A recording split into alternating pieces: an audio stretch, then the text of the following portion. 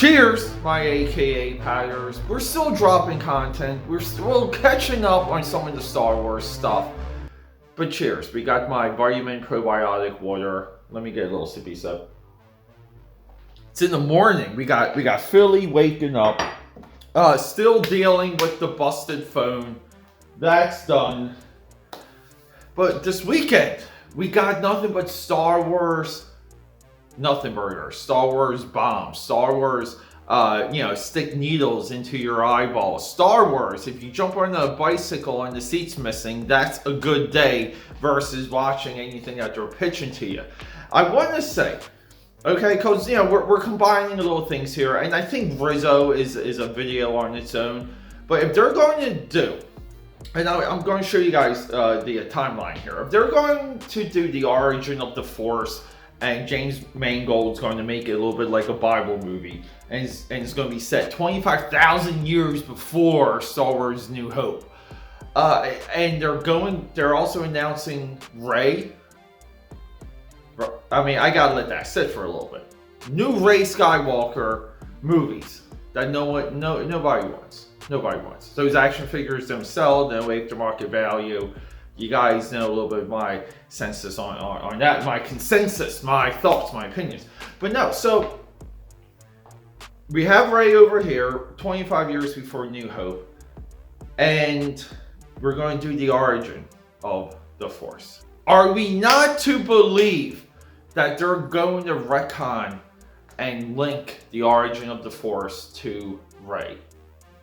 This is a real possibility. This is going to permanently embed Rey throughout every single Star Wars story and saga involving the Force. Now, look, I will say one thing about Rise of Skywalker. That movie has a banger, like 20 minutes until they get into the Burning Man. I love how quickly they kind of explain Snoke. I love how quickly they pull Kylo Ren on the quest.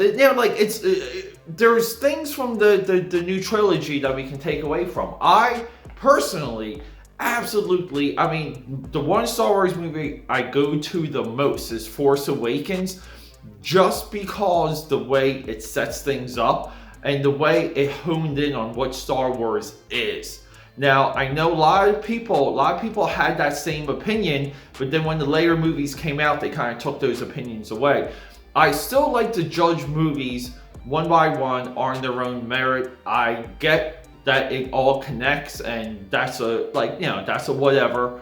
But at the same time, I do believe Force Awakens is up there. It's really the Star Wars movie I watch the most. And I do feel like as a cinematic work, it's there. Like the music, the music alone is my favorite of all the Star Wars movies. Again, unpopular opinion. I love the way that they set up Rey. I love all the setups. Now, we didn't get any valid good payoff from that point on, but at the same time, Force Awakens to me it's a Star Wars movie, very much how I view Rocky IV as a Rocky movie. If you didn't know anything about Rocky and you watch Rocky like 1, 2, and 3, you would almost see like a tortured soul. You would see more of a drama. You would see more of a struggle.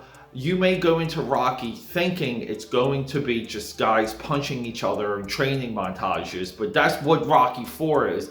And I think if you're on the peripheral of like looking at Star Wars and you're just like aware of the ideas of Star Wars, Force Awakens is the one movie of all of them that kind of has everything together. It just has it in one nice package, and it could introduce you to all the concepts and ideas of Star Wars. That's valuable, but at the same time, this is the problem with making everything episodic. We're seeing that crumble right now with the Marvel Cinematic Universe, where you're so far ahead in your ideas and your production.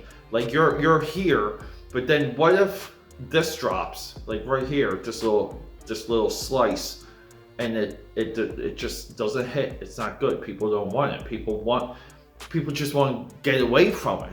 But then you have all these other movies and streaming shows and content and comics and novels Like now, instead of just removing one, you're destroying a whole block or a whole phase.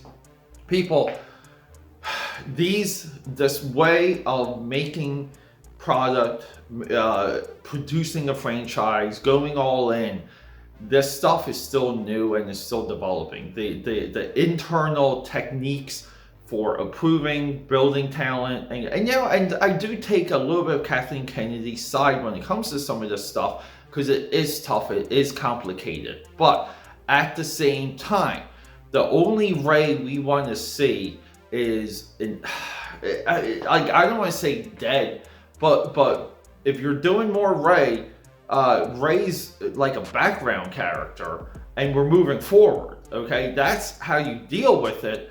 And even the Mandalorian now is bogged down by explaining too much. It's explaining too much between like A and B, and sometimes that's the fun. That's the fun of this style of entertainment. It does fire the imagination, it gets the dopamine going, but when it doesn't hit and it doesn't land, like the Book of Boba Fett, and it doesn't quite connect, and it doesn't literally connect the dots as we want, people, it's a failure. You feel disappointed, you feel like you've been betrayed because of that time investment. We talk about this a lot. Rey needs to be a background character in her own movie, and we have to yet try again to introduce new characters moving forward. And look, Last Jedi, let's touch on that real quick. Say what you want about it. That movie though, the idea of it introducing a non-light side and a non-dark side, the concept of that, I think is there. Ballsy, intelligent. I think the rest of the movie overshadows those major points, and I really wish that's what Rise of Skywalker really focused on Rey and Kylo, like, you know, like spiritually, energy-wise, force-wise, becoming one, and then that becoming something else. I think we were ready for that. But anyway, do we want more Rey? Do you guys want more Rey? Let me know. Rock and roll.